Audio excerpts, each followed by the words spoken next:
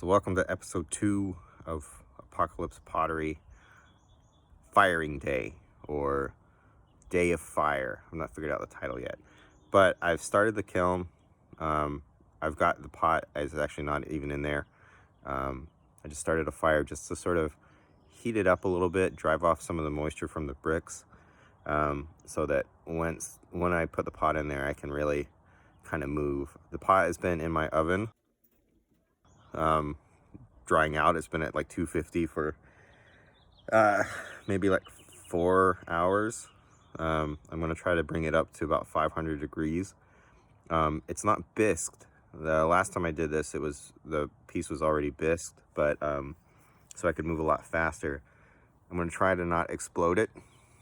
So I'm heating it up to 500 degrees in the oven, and then I'll put it in the kiln, seal up the kiln, and then start to go. But I'll show you what's going on in there right now. Just started a really small fire, and I'm actually going to use charcoal in the beginning just to kind of get some heat in there. You can see not much going on. I put the kiln packs in, or the cone packs in, and I've got the shells down there for the pot to sit on. But I'm just kind of being real casual with it. I'm not pushing it too hard. I'm heating the pot up in the oven. I'll bring it out, put it in, seal up the kiln, and get going. Okay, so here the kiln is going. I've got the pot in. I took it out of the oven. It's down in there. I decided to use the rest of the bricks to make a little bit of a stack or a chimney. And I've got a damper here. This is going to be my pretty much only control over this thing. That and how much air I'm pumping in. So I know it looks kind of crazy, and there's lots of different weird things. I just kind of used all the bricks to try to make it as stable as I could.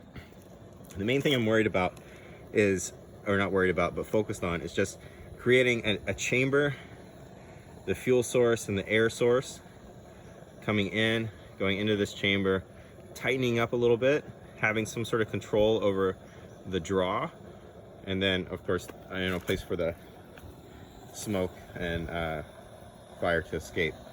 Now this is a weed burner that I'm using just to kind of get it warmed up. There was a lot of moisture in there in the I shouldn't mess with that in the chamber, so I wanted to drive that out. The pot has already been up to 500 degrees, so it might have lost some temp when I brought it out, but here's what I used to bring it out. Doubled up gloves. I still felt the heat, but I'm using this weed burner just to get it going and to drive out the rest of that moisture, kind of get it heated up. You can actually already see some wavy lines coming out of the top. I just bricked it up, so that heat is going to start to stay in there a lot more now. So I've got the damper fully open. I can still feel a little bit of moisture. I think that moisture is coming off the bricks. A lot of the bricks are already starting to steam on the outside. And I think the majority of this stuff that I'm seeing come out is actually moisture.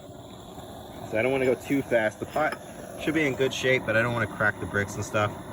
I did put some charcoal in there just to kind of get a pretty good bed of coals.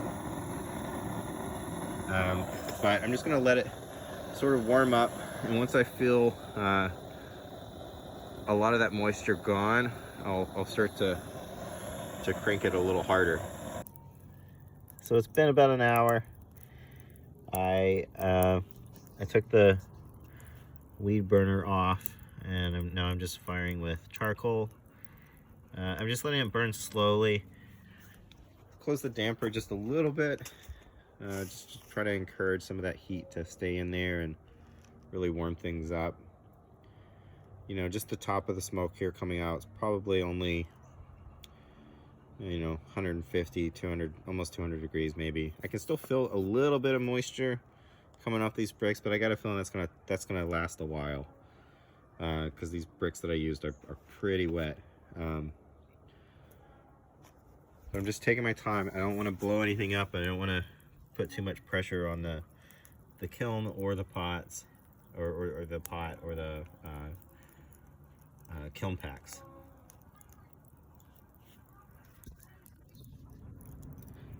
Okay, so I'm starting to fire with some wood now. I'm using these small little pieces. I'm only putting in a little bit at a time, but when I put the wood in over those coals, you can see that it flames up. Smoke kind of shoots around, and you can actually maybe see some of the flames whipping around the pot there. I'm using very little wood right now, and probably for most of the time, but let that burn all the way down and then add some more wood. This is my wood supply. I've got this really nice dry stuff that I'm chopping up and using now.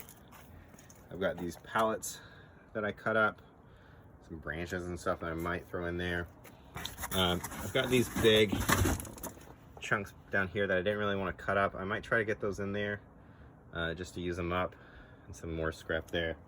I mean, at this rate, it's hard to say how much of this I'll actually go through, but I think I'm going to have plenty to fire this pot.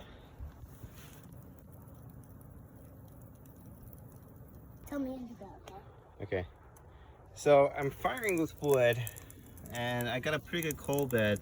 It's not really burning down. There's no air going underneath the coals, so they're kind of just sitting on the floor. I don't have any kind of temperature that I can really tell in there. Just putting my hand over the top, I can feel that the air coming out is maybe close to 500 degrees. Maybe down in the bottom is close to 500 degrees, but the way that I can get this wood to burn hotter is through air, and I've got a shop vac that I'm going to use later, but it's not adjustable. So I'm just going to put this fan blowing in. My assistant is going to turn it on now, all the way on. You see, even just that little bit, it kind of gets the coals glowing a little bit hotter. It'll introduce some air, it'll make it burn a little bit hotter, but not as intense as using the shop vac. Once I start to get a little bit of glow on the pot, I'll switch over to the shop vac and really pump in a lot of wood. So I'm starting to see a little bit of temperature in the kiln.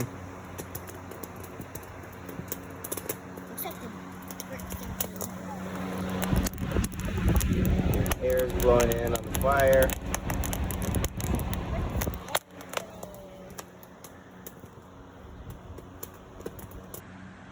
Okay, so I think it's been 5 hours. I'm starting to get some color in the kiln. It's still pretty dark, but it's like a dark glowing orange. I've had this box fan on it for a while, and now I'm going to switch over and start using the shop vac and really force air in on the fuel, and it's going to make it fire really hot and probably really fast and dramatic. So here's the setup. Shop vac pointed down into the fire box. See how more intensely it's burning. Got flames coming up out of the top of the chimney. I would show you not in the chimney, but I'll probably ruin my phone. I'm going to fire this one pretty hot and intense, but I'm not trying to do anything precise. I'm just trying to get hot and really sort of be kind of aggressive with this pot. Cover it in ash and try to melt it. Okay, here you can kind of see the glow down in the chamber. Flames starting to come up because I just stoked it. So that wood is catching on fire. The wind's blowing on it out of the shop vac, and it's really starting to release a lot of those BTUs. I've not even gotten through one box of my wood. I'm just cutting it into really small pieces. I'll show you how I stoke it.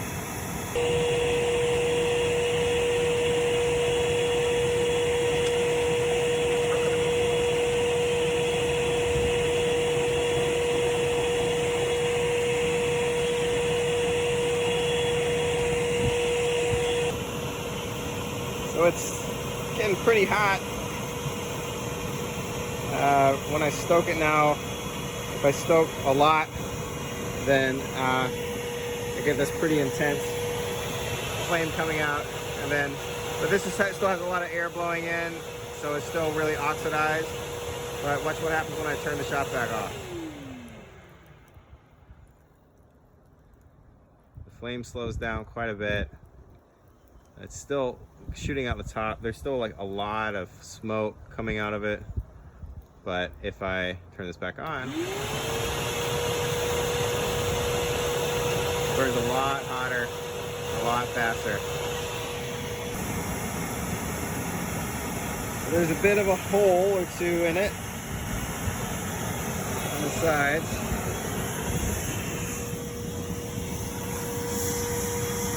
A couple holes. But you know, I'm blasting it so hard with the fuel in the air that it's still rising in temperature pretty quickly.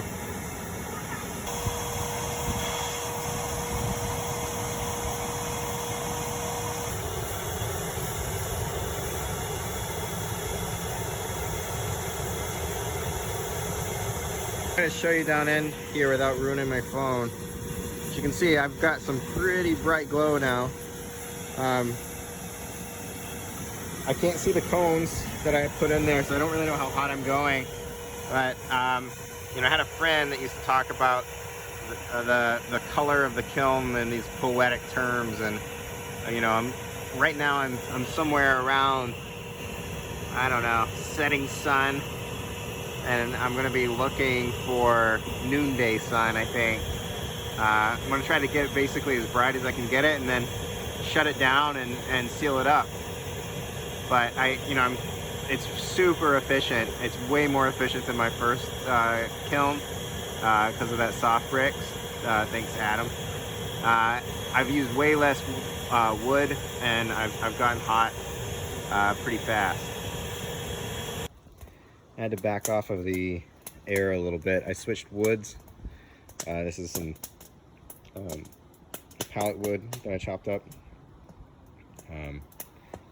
You can hear it popping, and the air was making it send a bunch of cinders into the air, so I figure that's probably not the best thing to burn down anything doing this.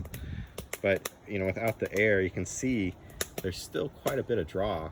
Now if this was like a proper wood kiln that was, you know, set up to produce, I would have the firebox downhill, or you know, at least like a lower elevation than the rest of the kiln, and then the stack would of course be a lot higher. The draw really, it still happens, you know, just because the fire's down low, and the way I've set it up, it's sort of encouraging the flame to go out the chimney, through the chamber and out the chimney, but it's not as much draw as you would normally need to get to a high temp.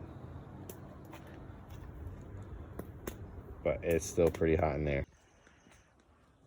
Okay, so it's the next day. It's Easter Sunday, so I'm opening the tomb. Yeah, I don't know. I'm not sure if I got how hot I got. I'll know with those cones. I sort of ran into a couple of problems. The wood that I was using after the initial box of wood was maybe too thick, so when I would blow the shop vac in, a lot of cinders would come up through the top, which isn't really a problem, except the fact that I didn't want to catch anything on fire because I'm like in the city. So I kind of had to dial it back a little bit, and that made me lose some temp. But you know, at one point it was pretty bright in there, so we'll see how hot it got. I honestly, I can't really tell.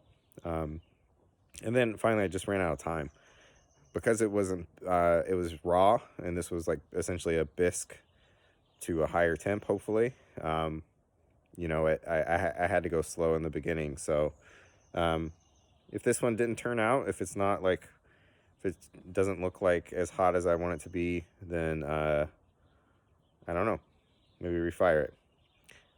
All right, let's see what's in there.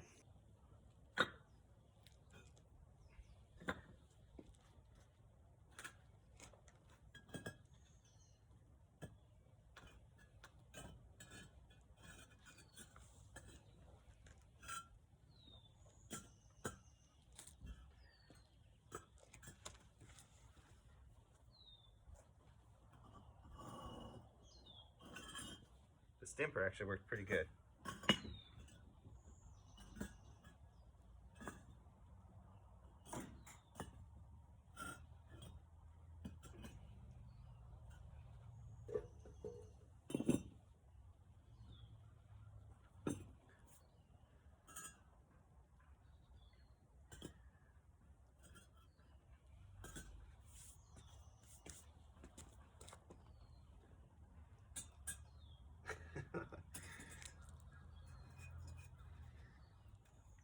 So a lot of the ashes,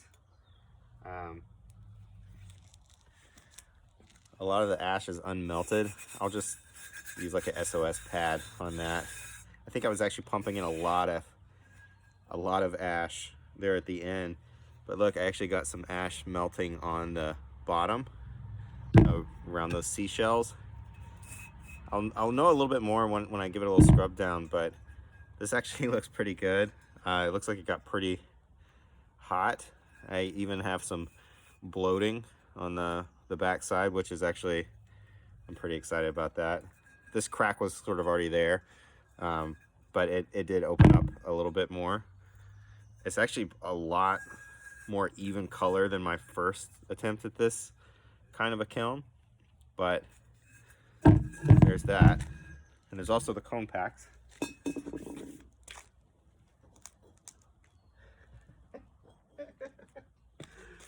Okay, so here you see this is 04. This is, should have written this down, 4, maybe 2. This is 6 though. This is 8. This is 9. So 6 is down, 8 is bending, and 9 is soft. This one got knocked over, so it's not really accurate. It's kind of cool looking, but oh yeah, so it is cone 4. So the 04 cone is I dropped the phone. 04 cone is completely obliterated.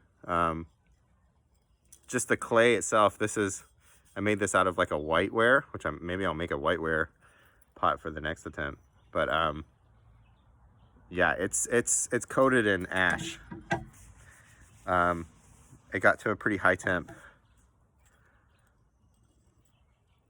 So, you know, now my approach to this is going to be figuring out like how I can get it to be more efficient, how I can yeah, keep that heat and get ash without having too much of it blow out. But all in all, it was a really good kiln.